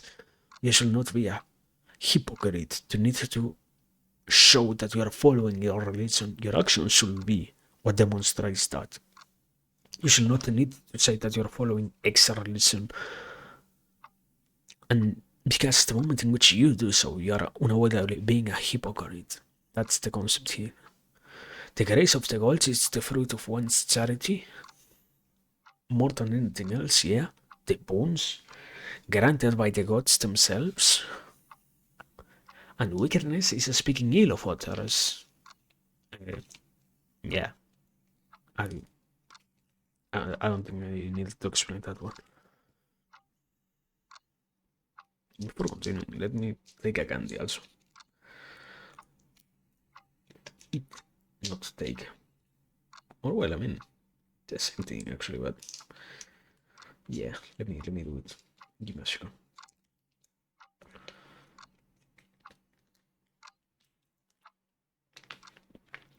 Okay. 13th 30th set, sorry. Dharma, art, and Kama are opposed to one another. How can these exist together? When a man's wife and his Dharma do not oppose each other, then all the three you mentioned can exist together. This is more than anything else an answer towards the idea of how can contradicting forces, because you always find that Dharma, art, and Kama are contradicting things in life. All those things can actually coexist under the proper conditions. The 31st or question 31 particularly. What man is condemned to everlasting naraka? And in this case is somebody who promises but does not give. Simplified. Also, somebody who reinterprets the word of the gods because that is, what's the word?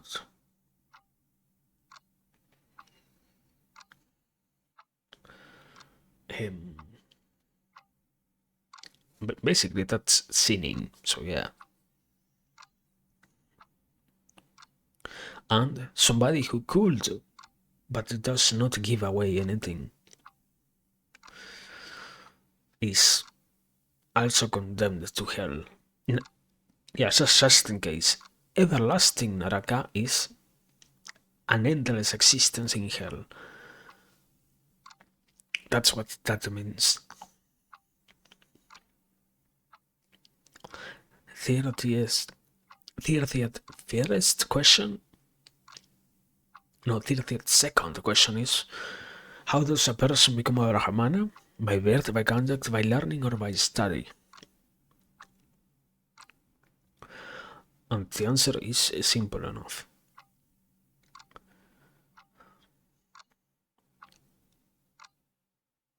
One who is constant in good conduct is always strong. Masters and disciples and all who study the scriptures are considered illiterate if they have bad habits. The truly learned man is one who performs his duties faithfully. Only he who performs the Agnihotra and has his senses under control is a Brahmana. So, Brahmanas are those who can always keep themselves in check. No one else. No other thing rules or decides what is a Brahmana. In a way, that is and yeah, I would actually declare it one of the most interesting sayings here, because it's going directly towards the idea of, and you know what? This is absolutely contradicting the caste system that exists inside of Hinduism, because it's saying that anybody could become a Brahmana, which unavoidably is not true in a way, and which unavoidably has already been demonstrated to not be the case whatsoever, because many Brahmanas have not had their senses under control. How can you easily demonstrate that? One of the most necessary conditions of that is to never fall onto anger, which has been throughout the story. We have had, like, I don't know, at this point, probably like 20, 30 different instances of Brahmanas completely flipping off and losing it towards someone and abusing their Brahmanic powers. So yeah, continuing. 30th set of questions. What does the man who speaks pleasantly gain? What does the man who acts seditiously gain? What does the man who has many friends gain? And what does he who is devoted to Dharma gain? He who speaks pleasantly is liked by all. He who acts seditiously, okay, sorry, I lost myself. He who acts seditiously gets whatever he wants. He who has many friends lives happily, and he who is devoted to Dharma gains bliss in the next world.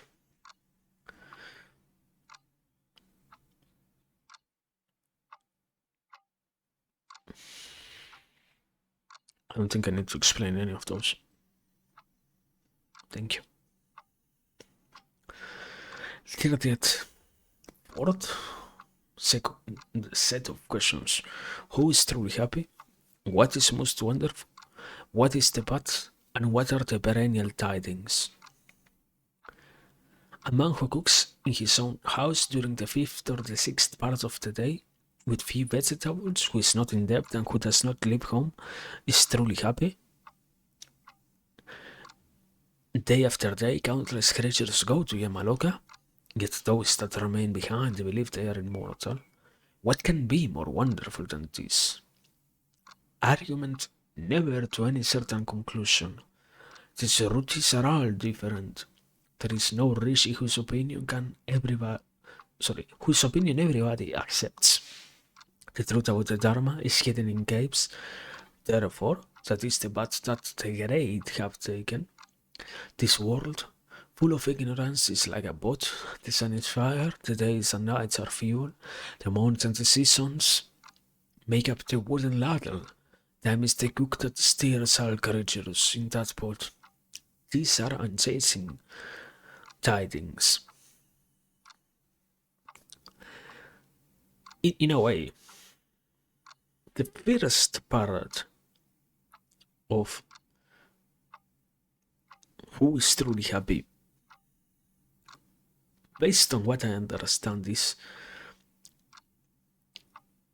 a man who cooks in his own house, somebody who has possessions during the 5th or the 6th part of the day, as in prudently, with few vegetables, exercising moderation, who is not in debt and who does not leave a home, who does not have problems with the law, sorry, and I don't get what is the does not leave home part. I guess because he has no necessity to do so, who is satisfied, therefore who is content, is truly happy. It's basically circling back onto what has already been said. Contentment is true happiness, basically.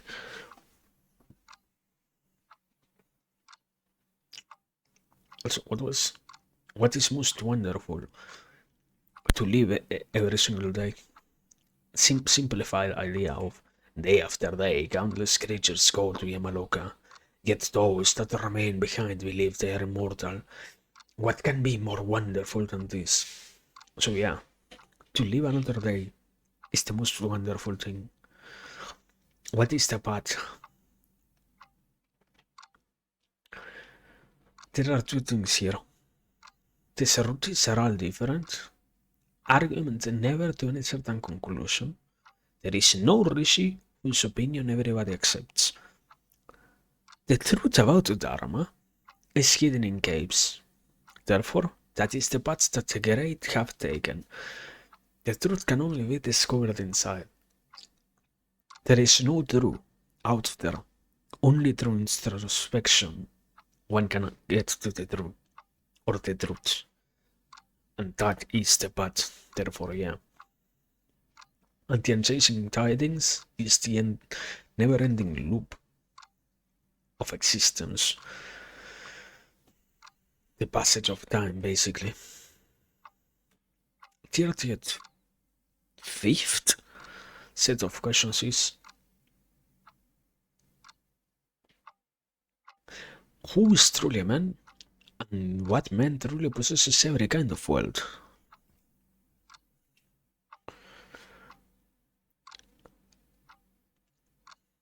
Reports of one's good deeds reach Swarga and spread across Bhumi. As long as these reports are alive, so long does a man, to whom persons pleasant or otherwise, happiness and sorrow, past and future are the same, possess every kind of world. A man is that one who has done good deeds, and the one who possesses every kind of wealth is the one who obtains world renown. That's the idea here.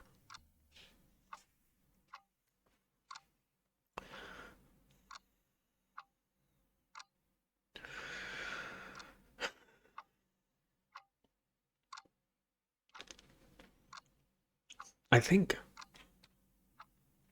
yeah, 36th set of questions is, and this one particularly applies to the Pandava.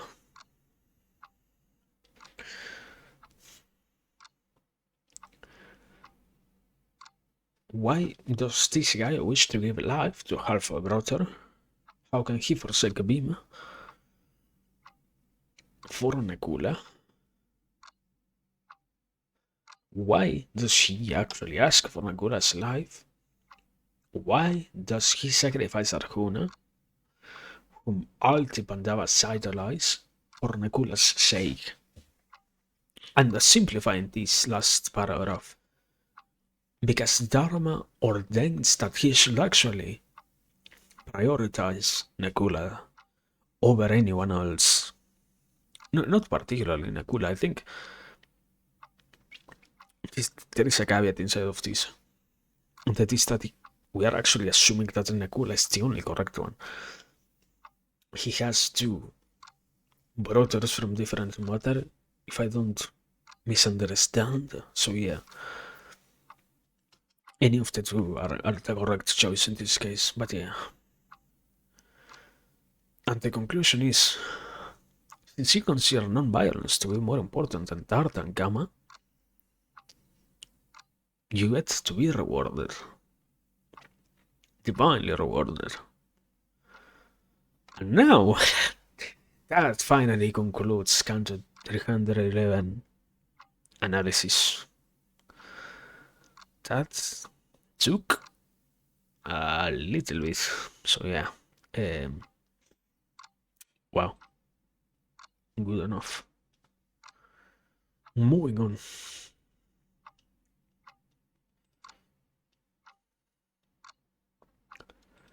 Canto 312. Aranea Paro continued. By Sampayana said, as the Yaksha's words, the Pandavas awake and get up, as if from a deep slumber. They are no longer hungry or thirsty. Yudhishthira says, what devil are you, invincible one, who stands on one leg in a lake? I cannot believe that you are a Yaksha.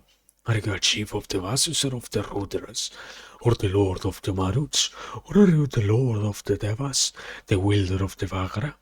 Each of my brothers is capable of fighting like 100,000 warriors, and I do not see a warrior who could kill them all. They have woken up refreshed, as if from a pleasant sleep. Are you a friend of ours, or our father himself? The Yaksha says, child, I am your father Dharmadeva, Maharata Rishabha. I came here from a desire to see you. Fame, truth, self-restraint, purity, candor, modesty, steadfastness, charity, tapasya, and brahmacharya are my physical body.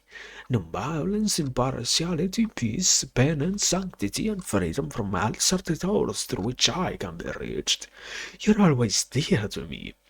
Fortunately, you are devoted to the practice of the five virtues: equanimity of mind, self-control, abstinence from sensual indulgence, forgiveness, and yoga.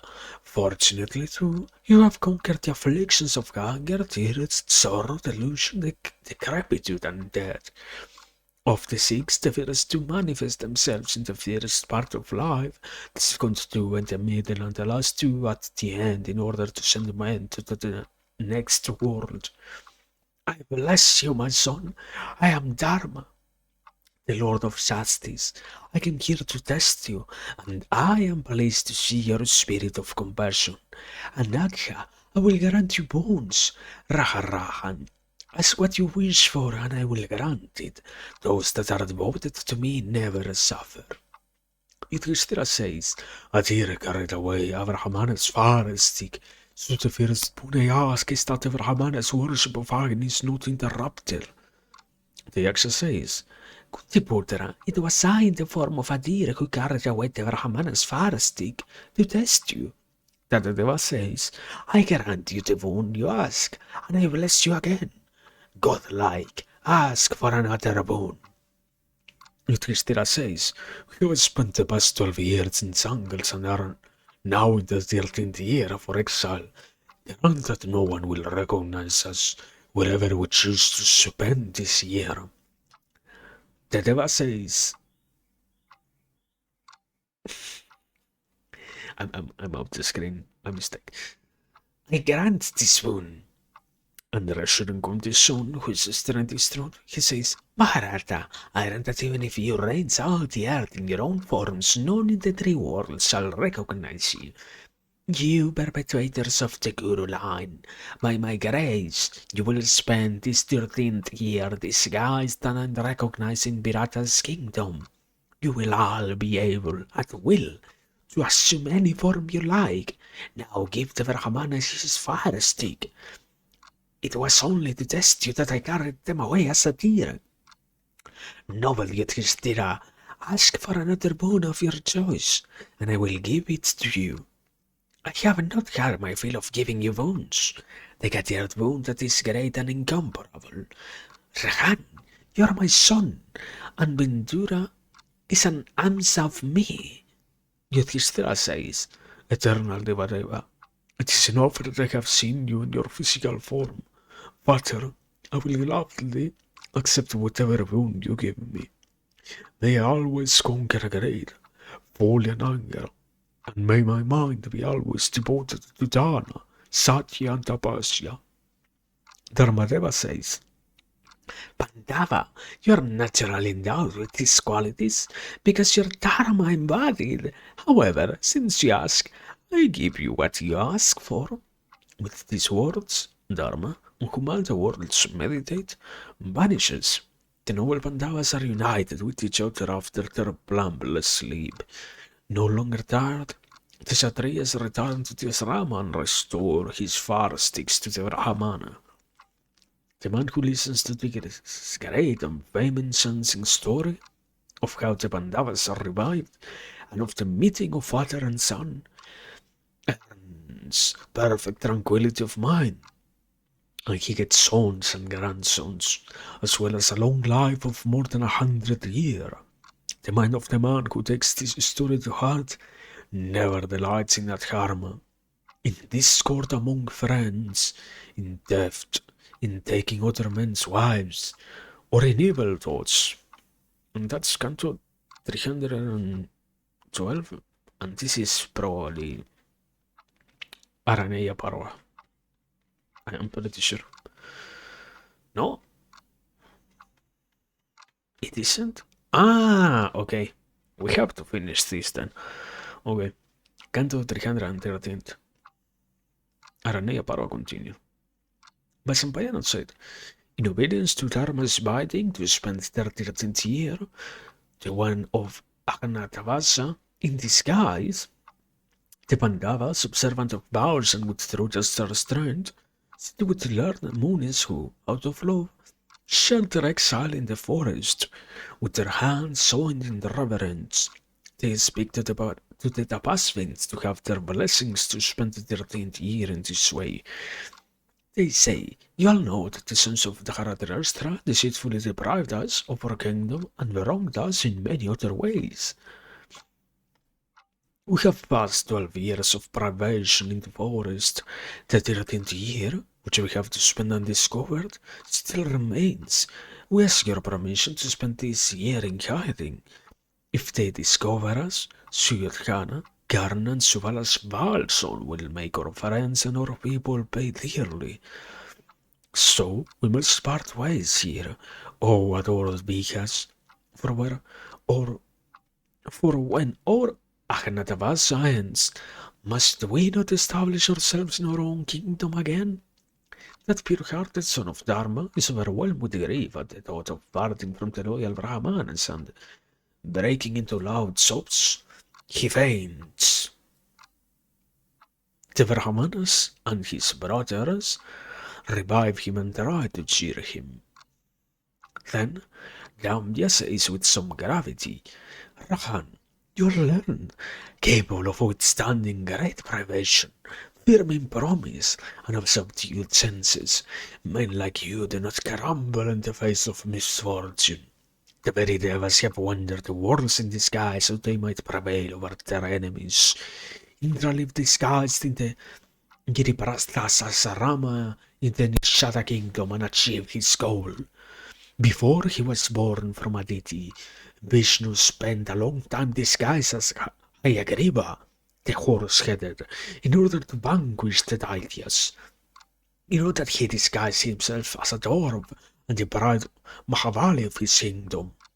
And you have heard how Udasana went into the water and remained hidden in order to achieve a purpose of the gods. O Dharmatma, you have heard that, wishing to vanquish his enemies, Vishnu entered Sakara's Bahara and lay hidden there. You have heard of the task that the Rishi Aurva once performed for the gods by staying concealed in his mother's womb, living hidden in every part of the earth. Vivaswata used his energy and consumed his enemies with fire, and, living disguised in the form of Dasarata, Vishnu of the dreadful deeds slew Ravana, Dasagriva in battle. Many exalted ones have conquered their enemies by going for some time disguised, and so you, what? What? And so you will, yes. Encouraged by Damya's word, Yudhishthira, relying on his own wisdom and knowledge gleaned from the scriptures, recovers his composure. Now Mahabaho Vimasena, that strongest of the strong, boasts against spirit. He says, the wielder of the Gandiva looks to you for permission to have our revenge and duty bound. He has not done anything impulsive. Altonakula and Sagadeva of the fearful prowess can raise your enemies. I have restrained them from doing so. We shall never swerve from our obedience to your will. Tell us what we should do. We shall conquer our enemies very soon. When Vimasena says this, the Brahmanas bless the Bharatas, take leave of them and return to their homes. All those foremost of Yatis and Munis burst into Vedas, go back, but in excited expectation of seeing the Pandavas return to the home of their sires. The 5 Pandavas, equipped with their bows and accompanied by Daubya, set out with Krishna. Each of them is accomplished in a different shastra. All of them are proficient in mantras and know when to make peace and when to wage war. Those Purusha Vyagaras who are about to start living in disguise the next day go a karosa from their ashram and sit down to seek one another's counsel. Said by Sampayana. The end of Vanaparava. And with that, we will start Virataparava, which is probably going to be for the next time. Crazy. It only took us like 300 cantos. 313 cantos. Very good. Absolutely good. But yeah, that has been the analysis so far. What a good handful of cantos. More than anything else, yeah, the last ones, those were actually incredibly good. And particularly today, we didn't even progress that much. We only moved in terms of pages, 16 pages. But yeah, sometimes it happens basically that you find incredibly deep parts to analyze. And I think I like it, yeah. It's part of the experience that you find things that are utterly complex. So yeah, it has been good. But also all things in due moderation. So yeah, it's enough for today, I feel like.